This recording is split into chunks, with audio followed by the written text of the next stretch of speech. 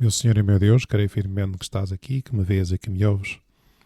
Adoro-te com profunda reverência. Peço perdão dos meus pecados e graça para fazer com fruto este tempo de oração.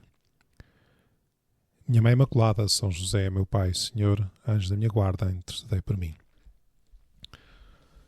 Aqui há dias tive que fazer uma viagem de Uber. É pouco frequente fazê-lo, mas estava com 3 amigos. Queria participar na procissão do Corpo de Deus, nas ruas de Lisboa. Queria ir para a Sé e achámos que era mais barato e mais prático apanhar um Uber. É engraçado que o condutor, o motorista que nos conduziu, era um rapaz novo, simpático, de Cabo Verde. Meti conversa, como habitualmente faço, e foi falando da sua vida, de eu também, dizia que era padre, sacerdote, etc. Ele começou-me a contar dos terços que rezava com a sua avó quando estava em Cabo Verde, iam de casa em casa. Não se lembrava bem, até mostrou um terço que tinha no seu carro e eu perguntei-lhe se rezava. Ele não sabia muito bem como fazê-lo e lá lhe expliquei, mas pelos vistos sabia rezar a Ave Maria e acabou por me dizer que tinha pena porque na sua família todos tinham feito o crisma, menos ele. Consegui saber qual era a paróquia da sua área de residência e disse-lhe que fosse falar com um sacerdote, meu amigo. Ele ficou todo contente, trocámos o contacto e ele disse que ia, que com certeza que tinha desejo em fazer o crisma, em voltar à prática da fé e que se comprometia, a partir daquele momento, a rezar, como eu lhe disse, uma Ave Maria, pelo menos todos os dias. Não sei se o vai fazer, pareceu-me que sim, mas o importante, pensava, é semear.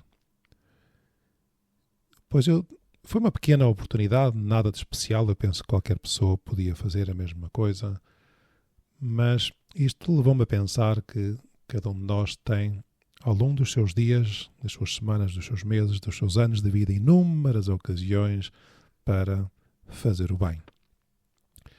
Inúmeras situações que nos permitem ser presença de Deus para os outros. Uma pergunta amável para um colega de trabalho que está mais cansado ou triste com uma situação que o preocupa e às vezes não tem com quem partilhar. Um sorriso lá em casa, mesmo depois de um dia de trabalho, uma esmola a um pobre acompanhada de umas palavras amáveis. Um interesse sincero por aquela pessoa que nos atende num balcão, numa repartição, no supermercado. Enfim, são pequeninas coisas, pequenas situações que Deus Nosso Senhor põe ao nosso alcance e nós não podemos estar à espera de grandes situações quando eu tiver que dar a vida por Nosso Senhor. Então sim, eu vou ser mártir. Nada disso. A vida compõe-se de pequenas coisitas como as contas do rosário. Pequenas coisas que não devemos nem podemos desaproveitá-las. A primeira leitura do livro dos Reis também nos fala de outra situação aparentemente pequena, mas tão importante. É um relato bem bonito do profeta Elias que é enviado por Deus. O Senhor dirige-se a ele e diz: olha, levanta-te, vai a Sarepta de Sidónia, vai lá ter com uma viúva, porque eu te ordenarei uma viúva que te dê alimento. E Elias pôs-se a caminho e dirigiu-se para Sarepta. E ao chegar lá, encontrou a tal viúva a apanhar lenha e pediu-lhe água. Bem, água ela estava disposta a dar e foi buscar água. E quando ela ia buscar água, Elias voltou a chamá-la e disse: olha, por favor, traz-me também um pedaço de pão. E aí ela foi sincera e respondeu: tão certo como estar vivo o Senhor teu Deus, eu não tenho pão cozido, mas somente um punhado de farinha na panela e um pouco de azeite na almotolia. E depois diz até que era tão pobre, que vim apanhar 2 cavacos de lenha a fim de preparar este resto para mim e meu filho. Depois comeremos e esperaremos a morte. E Elias diz-lhes uma palavra, ele é enviado por Deus, ele é o profeta, e diz-lhe: não temas. Faz o que te digo, volta e faz como disseste, mas primeiro coze um pãozinho e traz-me aqui. É o que nos diz o Senhor às vezes quando pensamos que temos pouco tempo para fazer o bem, que temos que esperar outra ocasião. Faz o que está ao teu alcance. Senhor, ajuda-me a reconhecer a tua mão nas pequenas coisas de cada dia. Senhor, ajuda-me a fazer-te presente aos outros com aquilo que me dás, com as minhas circunstâncias, que eu não espero grandes oportunidades para mostrar a minha fé, para ser santo. Não esperas o retiro que vais fazer ou que já fizeste, ou aquele dia em que terás mais tempo. Como dizia, Como comentava uma pessoa uma vez, que o seu pai lhe dava sempre este conselho: filho, aproveita os quartos de hora.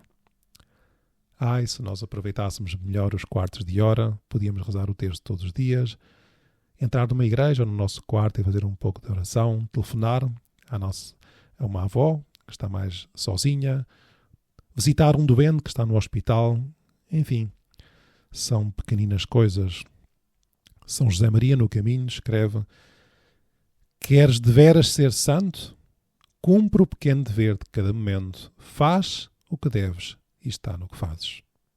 E acrescenta mais à frente: a santidade grande consiste em cumprir os pequenos deveres de cada instante. As pequeninas coisas. Aquela mulher viúva fez como Elias lhe mandara. Comeram ela, o profeta e o filho da viúva. E termina a leitura sagrada: desde aquele dia nem a panela da farinha se esgotou, nem se esvaziou a almotoria do azeite, como o Senhor prometera pela boca de Elias.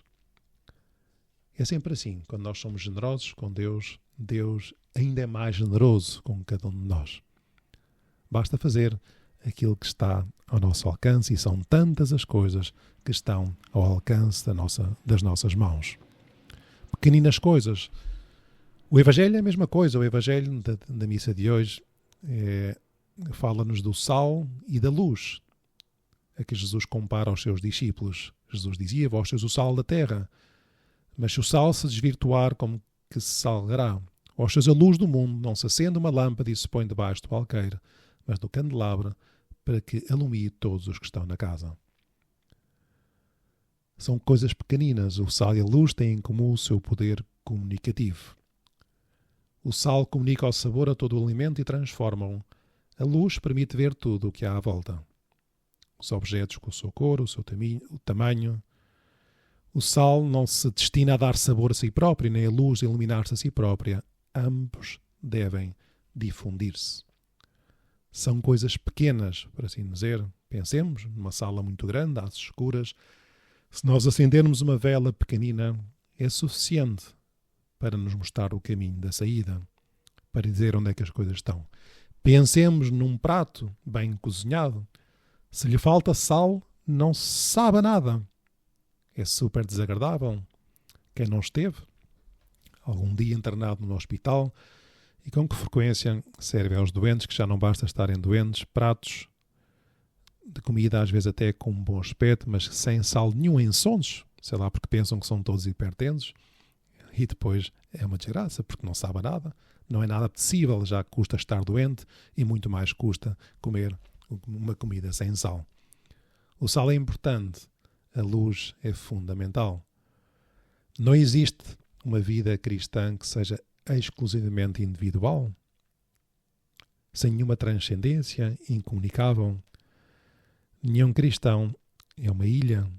Pode e deve comunicar alegria, sentido sobrenatural, amizade autêntica, caridade e tantas outras virtudes às pessoas que temos à nossa volta. Mas para isso, claro, é preciso que estejamos atentos às pequenas ocasiões que a vida nos concede em cada dia. Por isso é preciso que seja um sal que não se desvirtue pelo comodismo à hora do sacrifício ou pela preguiça, quando for preciso cumprir o dever, grato ou ingrato.